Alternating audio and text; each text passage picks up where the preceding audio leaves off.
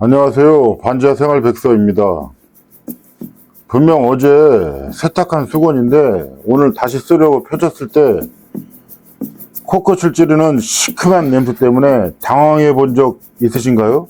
많은 분들이 이럴 때 세제를 바꾸거나 수건을 버려야 하나 고민합니다. 하지만 실제로 냄새의 진짜 원인은 세제도 아니고 수건도 아닌 경우가 훨씬 많습니다. 특히 반지하처럼 습도가 높은 환경에서는 세탁 방법보다 세탁 이후 습관이 냄새를 결정합니다.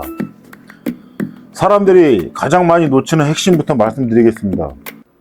빨래 냄새의 진짜 원인은 세탁기가 아니라 세탁 끝난 뒤 방치하는 습관입니다. 젖은 상태로 빨래를 몇 시간만 그대로 두어도 미생물을 빠르게 증식합니다. 이때 생기는 것이 바로 우리가 흔히 말하는 쉰내입니다. 그래서 가장 중요한 행동은 단 하나입니다.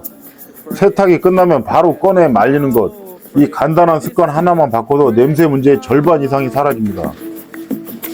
다음으로 많은 분들이 착각하는 부분이 세제 사용량입니다.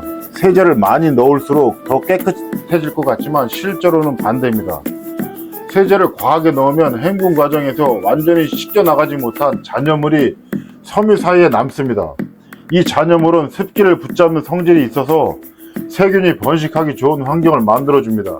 특히 반지하처럼 기본 습도가 높은 공간에서는 이 영향이 훨씬 크게 나타납니다. 정답은 간단합니다. 세제는 많이가 아니라 정량입니다. 요즘 세탁기는 성능이 좋아 권장량만 사용해도 충분히 깨끗해집니다. 세탁 온도도 중요한 요소입니다. 찬물 세탁은 에너지 절약에는 도움이 되지만 냄새 원인 균까지 완전히 제거하지는 못합니다. 그래서 처음엔 괜찮다가 수건이 다시 젖는 순간 냄새가 올라오는 현상이 생깁니다. 한 달에 한 번 정도는 뜨거운 물 세탁을 해주는 것이 좋고, 여기에 식초 한 컵 정도를 함께 사용하면 섬유 속 잔여물과 냄새의 원인을 동시에 정리할 수 있습니다. 이 과정은 수건을 처음 상태로 되돌리는 리셋 단계라고 생각하시면 이해하기 쉽습니다. 오염 종류에 따라 세탁 순서도 중요합니다. 예를 들어 기름 냄새나 찌든 때는 무조건漂白제부터 쓰는 것이 아니라 따뜻한 물과 알칼리 세제로 먼저 세탁한 뒤 필요할 때漂白제를 사용하는 순서가 효과적입니다. 순서를 거꾸로 하면 오염이 섬에 고착돼 오히려 제거가 더 어려워질 수 있습니다.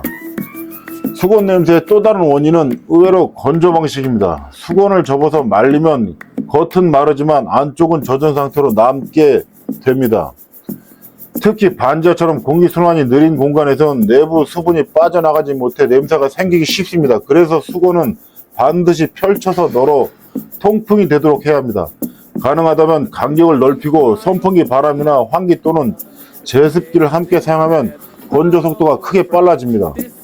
그리고 많은 분들이 사용하는 섬유유연제도 한번 생각해 볼 필요가 있습니다.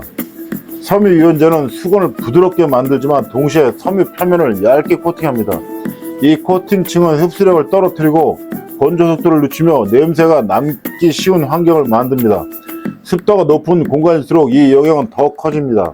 만약 수건 냄새가 자주 난다면 유연제 대신 베이킹소다를 사용하는 방법도 좋은 대안이 될 수 있습니다. 정리해보면 냄새 문제의 핵심은 의외로 단순합니다. 냄새는 향이 부족해서 생기는 것이 아니라 균이 번식하기 좋은 환경이 만들어졌기 때문입니다. 즉 해결 방법도 복잡하지 않습니다.